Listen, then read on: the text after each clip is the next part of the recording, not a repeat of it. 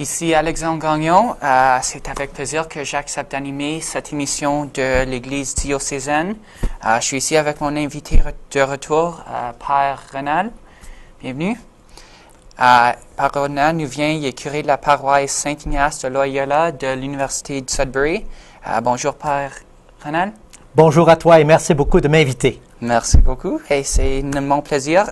Aujourd'hui, on va parler de le contenu de certains documents du Concile Vatican II. Quel document est-ce qu'on va discuter cette semaine? On va parler de la liberté religieuse et de la dignité humaine. Ce document a été approuvé au Concile le 7 décembre 1965 par 2308 voix, 70 contre. C'est un document d'une douzaine de pages. La liberté religieuse dans l'Église, c'est déjà un sujet plus délicat. C'est peut-être pour ça qu'il y en a 70 qui étaient contre, parce que l'Église a plus l'habitude d'être obéie aux doigts et aux mots, et n'accepte pas facilement que les gens dérogent de ces directives. On a déjà passé par l'Inquisition, et ils aiment bien que les gens fassent ce qu'ils lui disent. Alors la liberté religieuse, c'est déjà un sujet plus controversé. Mais c'est avec beaucoup de courage, à la fin du concile, qu'on a eu la force et le tempérament et le courage d'affirmer ce document qui est très important, pas seulement pour les catholiques, pour ceux qui font de la recherche, mais aussi pour toutes les confessions religieuses, où on affirme finalement que ce qui est le dernier répondant, c'est notre conscience, notre liberté religieuse. Même quand je suis dans l'erreur, c'est encore ce que je dois suivre. J'ai bien sûr toute responsabilité d'essayer d'éclairer ma conscience, de me renseigner. C'est ma responsabilité d'être informé pour être capable de faire des choix qui sont, comme on dirait dans l'Ancien Testament, dans l'Alliance, des choix de vie, des choix pour moi, pour la communauté et pour l'Église. Mais c'est ça la liberté. J'ai toujours la possibilité de choisir de me casser la gueule. C'est à ce point-là que va la liberté. Et c'est ce que l'Église reconnaît. La liberté religieuse, la liberté que la personne doit faire des choix en son plus intime intérieur. Et on a-t-il un extrait concret du document? Alors peut-être que vous aimeriez lire justement dans l'introduction le page 557, la partie A, qui nous raconte un peu ce que c'est que la liberté religieuse. Alors, la dignité de la personne humaine est en notre temps l'objet d'une conscience toujours plus vive. Toujours plus nombreux sont ceux qui revendiquent pour l'homme la possibilité d'agir en vertu de ses propres options et en toute libre responsabilité. Non pas sous la pression d'une contrainte, mais guidé par la conscience de son devoir. De même, requiert-il que soit juridiquement délimité l'exercice de l'autorité des pouvoirs publics afin que le champ d'une franche liberté, qu'il s'agisse des personnes ou des associations, ne sont pas trop étroitement circonscrits. Cette exigence de la liberté dans la société humaine regarde principalement à ce qui est l'apanage de l'esprit humain et, au premier chef, ce qui concerne le libre exercice de la religion. C'est ce qui fait la dignité humaine, notre intelligence et notre liberté. On ne connaît pas pour le moment d'autres créatures qui ont ces deux annotations. Libre pour aimer. Alors, on a besoin de valoriser cette dignité de la personne humaine et de l'aider à grandir pour que la personne puisse s'affirmer dans sa dignité, la dignité de sa liberté. Mais la contrepartie avec la liberté, c'est la responsabilité. Alors, si j'ai la liberté de faire des choses, je suis responsable aussi des choses que j'ai faites et je dois en porter les conséquences. Alors, c'est la contrepartie de la liberté, c'est la responsabilité. Ainsi, on peut difficilement parler de liberté sans parler aussi de responsabilité qui viennent comme naturellement en lien avec la liberté. Ainsi, la liberté religieuse, c'est la relation de l'être avec son Créateur, avec Dieu. C'est immense comme responsabilité, comme privilège, de pouvoir, chacun, on a ce lien de liberté et de relation appelé par Dieu de toute éternité à entrer en relation avec lui, et il n'y a rien que moi qui peut choisir de le faire ou de ne pas le faire. C'est là que tient tout le poids, la valeur et la grandeur de la liberté religieuse. Et quand je choisis d'entrer en relation avec Dieu, alors la liberté de construire avec lui, de collaborer avec mon Créateur. La norme suprême de la vie humaine est la loi divine elle-même, éternelle, objective et universelle par laquelle Dieu, dans son dessein de sagesse et d'amour, règle, dirige et gouverne le monde entier et dispose les voies de la communauté humaine. De cette loi qui est sienne. La vérité, une fois connue, c'est par un assentiment personnel qu'il faut y adhérer fermement. Il ne doit donc pas être contraint d'agir contre sa conscience, mais il ne doit pas être empêché non plus d'agir selon sa conscience, surtout en matière religieuse. Ce qui est vrai pour une personne, alors ça s'étend à un groupe de personnes. Et c'est là que la liberté religieuse devient plus complexe encore. Parce que ma liberté comme personne a la limite de ta liberté à toi.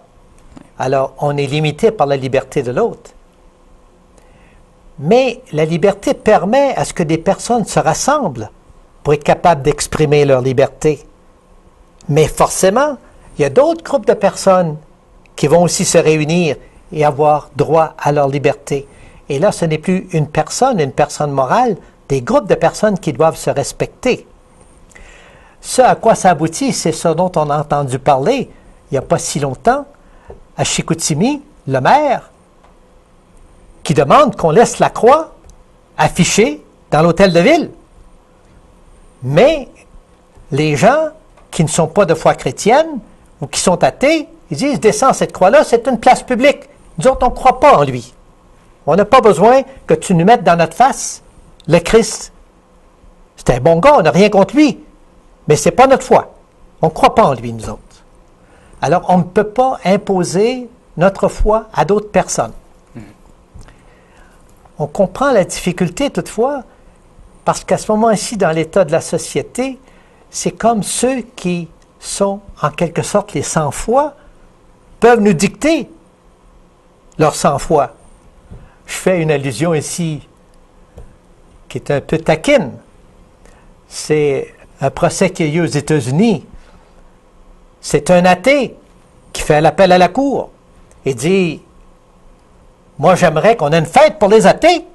Bon, les chrétiens ont leur fête, les musulmans ont leur fête, les juifs ont leur foi, les athées n'ont pas de foi. » Le juge, il dit « Oui, vous avez une fête, vous aussi. C'est écrit, j'oublie le nom du psaume, là, c'est écrit dans tel psaume. » Il dit « Comment ça, c'est écrit dans tel psaume? » Mais il dit « Ceux qui ne savent pas reconnaître Dieu sont aussi des fous et ils ont droit à l'être ainsi. » Alors, c'est le 1er avril qui est leur fête. Leur fête, c'est le 1er avril. Alors, revenons à notre sujet. J'espère que les gens ne nous en voudront pas et qu'ils ne vont pas trop s'offusquer qu'on se moque ainsi des mécréants. Ouais. Mais alors, c'est ça, c'est au niveau des communautés le plus souvent que ça se crée des conflits de foi.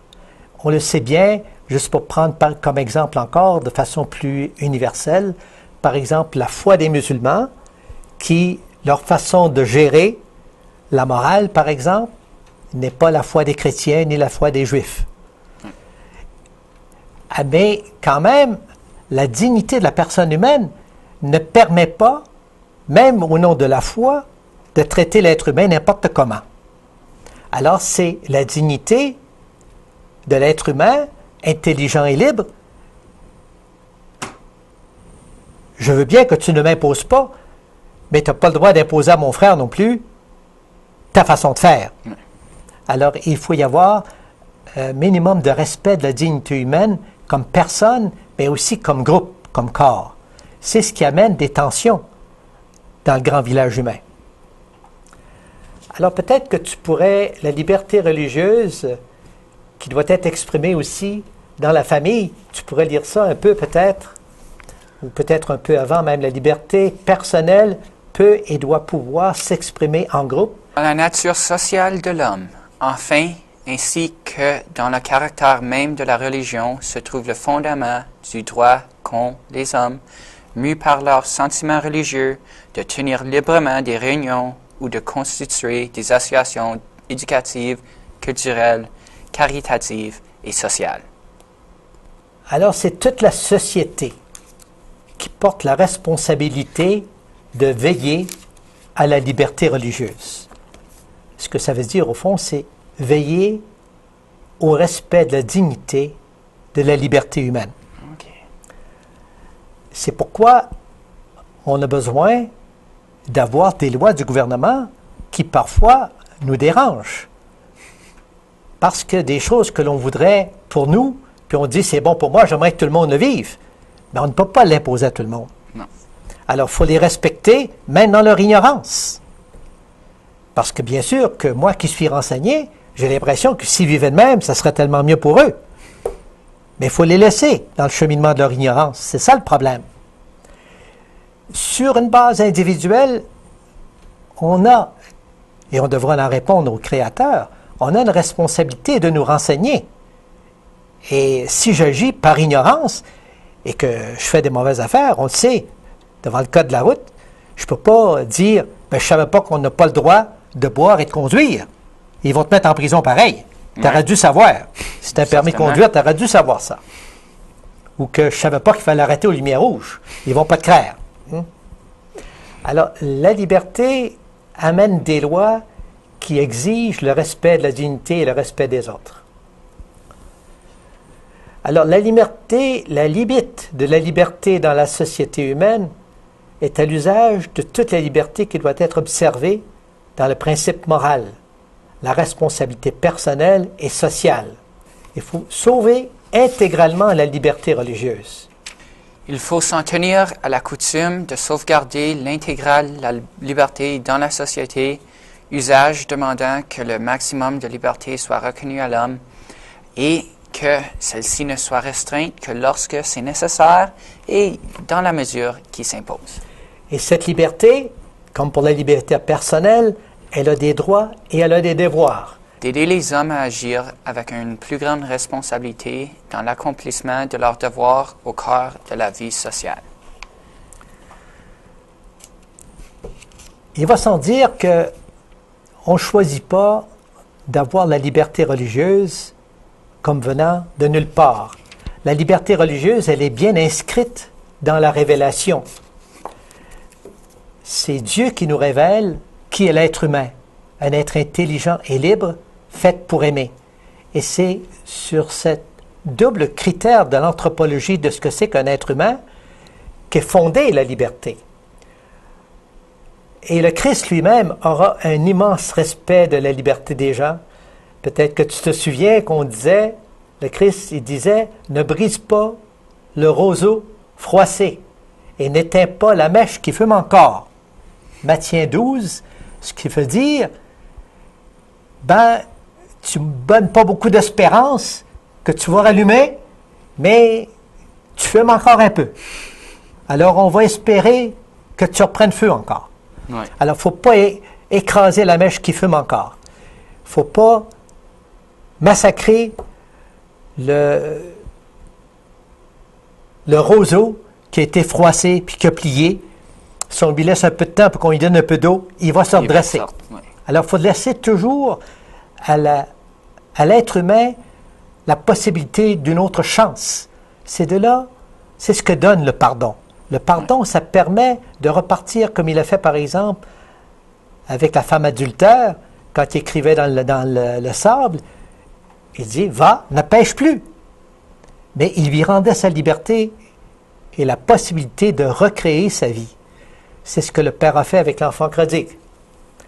Alors, c'est ça qui est la puissance du message de Jésus-Christ par rapport à la liberté religieuse. Il reconnaît qu'on peut faire des mauvais choix.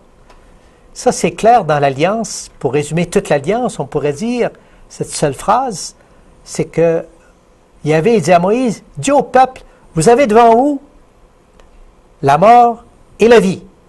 Choisissez donc la vie. Alors, mais des fois, on choisit quand même la mort. Oui. Et Dieu nous pardonne et nous donne la possibilité de choisir de nouveau la vie et de recréer un avenir.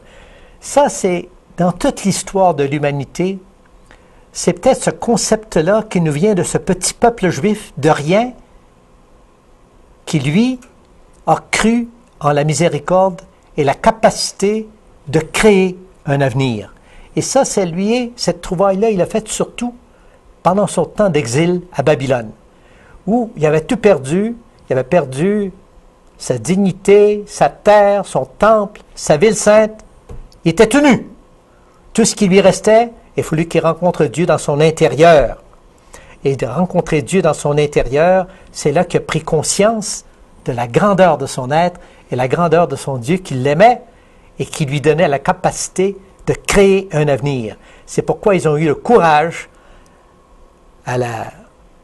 avec la liberté que lui ont donnée, les gens de retourner à Jérusalem, de reconstruire la ville.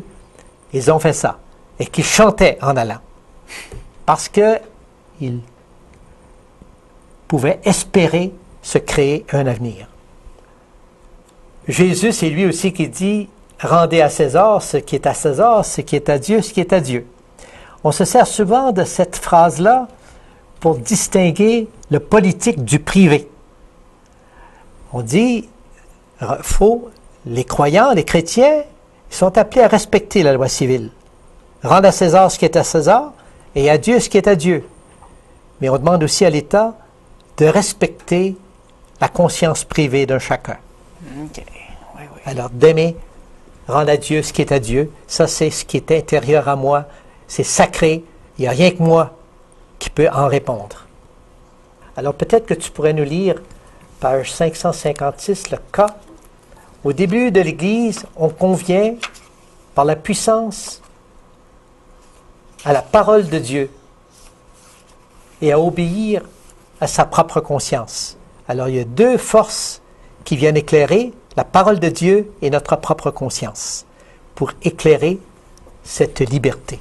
Aux origines de l'Église, ce n'est pas par la contrainte ni par les habiletés indignes de l'Évangile que les disciples du Christ s'emploient à amener les hommes à confesser le Christ comme Seigneur, mais avant tout par la puissance de la parole de Dieu. Mais en même temps, vis-à-vis des faibles, même vivant dans l'erreur, leur attitude était faite de respect, manifestant ainsi comment chacun d'entre nous rendra compte à Dieu pour soi-même. Romains 14, 12. Et pour autant est tenu d'obéir à sa propre conscience. Alors l'Église, comme chacun des chrétiens, marche sur les pas du Christ et des apôtres. L'Église agit selon l'esprit du Christ ressuscité. Et son esprit, c'est il ne veut contraindre personne. S'il y a quelqu'un qui est respectueux de la liberté humaine, c'est Dieu. Il est plus patient que chacun de nous, peut être patient les uns avec les autres. Il est patient avec moi comme il est patient avec toi.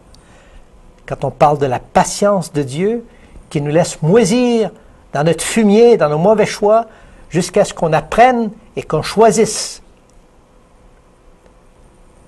de respecter et de choisir la vie, mais par nous-mêmes. Ce n'est pas par la peur, ni par la menace, c'est par l'amour seulement, qui va nous attirer, qui va nous séduire à choisir la vie. Okay.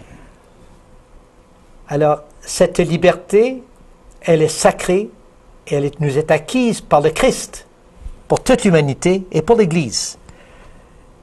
Si on peut identifier un point précis de ce quoi le Christ nous a sauvés, c'est qu'il nous a rendu notre liberté. Il nous a rendu notre dignité, notre capacité de choisir d'aimer. Et il nous pardonne tous nos mauvais choix, aussi souvent que ça arrive, pour qu'on puisse se lever, se tenir debout et choisir par nous-mêmes, on espère avant de mourir, d'aimer. Elle est en effet sacrée, cette liberté dont le Fils unique de Dieu a doté l'Église qu'il a acquise de son sang. Elle est si propre à l'Église que ceux qui la combattent agissent contre la volonté de Dieu. La liberté de l'Église est un principe fondamental dans les relations de l'Église avec les pouvoirs civils et tout l'ordre civil. Alors, faire connaître le Christ avec toute sa patience. La vérité est que le Christ, en même temps que de déclarer et de confirmer, en vertu de son autorité, les principes de l'ordre moral découlant de la nature même de l'homme. Mais la charité du Christ le presse aussi d'agir avec amour, prudence, patience envers ceux qui se trouvent dans l'erreur ou dans l'ignorance par rapport à la foi. Il faut donc prendre en considération à la fois les devoirs envers le Christ, verbe vivifiant, qui doit être annoncé, les droits de la personne humaine et la mesure de grâce que Dieu, par le Christ, a départi à l'homme invité à accueillir et à professer la foi de son plein gré. Heureusement, la plupart des pays du monde qui ont une constitution reconnaissent dans leur constitution la liberté religieuse. Alors ça donne, du point de vue même de l'État, une sorte de respect de la dignité de la liberté religieuse dans la plupart des pays, en autant qu'ils respectent leur propre constitution. Il demeure qu'on a encore des pays et des groupes qui, par prosélytisme, croient encore que tu dois adopter leur foi ou meurs. Et c'est ça la vision souvent présentée chez les musulmans, que adopte ma foi ou meurs. Alors c'est très drastique comme imposition et enfreindre la liberté des autres. Mais Père Ronald, j'aimerais vous remercier pour toute l'information sur le document et la liberté chrétienne. Je me demandais s'il y avait peut-être un message particulier pour nous catholiques en relation avec le Vatican II et le mouvement spirituel qui en relie. Oui, Alex, ça me fait plaisir. Bien, étant jésuite, je voudrais faire les connexions tout de suite avec les communautés de vie chrétienne qui essaient de s'approprier les exercices spirituels de Saint Ignace. Et au cœur des exercices spirituels, c'est justement de retrouver la liberté. Et on le dit dans le Notre Père, chaque fois qu'on dit le Notre Père, que ta volonté soit faite. Je me souviens, quand j'étais adolescent, je disais toujours, mais qu'est-ce que tu veux? Tu veux que je fasse ta volonté? Mais c'est ça, faire la volonté de Dieu, il faut d'abord avoir la liberté de l'entendre et la liberté de l'agir. Alors, on a besoin d'avoir des exercices spirituels. C'est ce que font les exercices spirituels d'Ignace, ce que fait la communauté de vie chrétienne, où, dans un petit groupe, on essaie de s'entraider à reconnaître dans la vie quotidienne qu'est-ce que Dieu nous demande. Comment je peux faire sa volonté, comment la reconnaître et comment l'agir. Alors, retrouver ma liberté première pour être capable d'aimer. Voilà. Merci.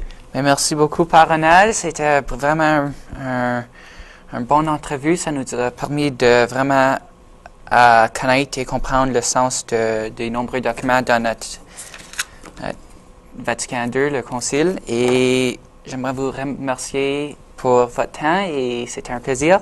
Merci à toi. Merci beaucoup et merci téléspectateurs et téléspectatrices pour nous avoir accompagnés dans notre bon temps. Oui, c'est bon. À la prochaine.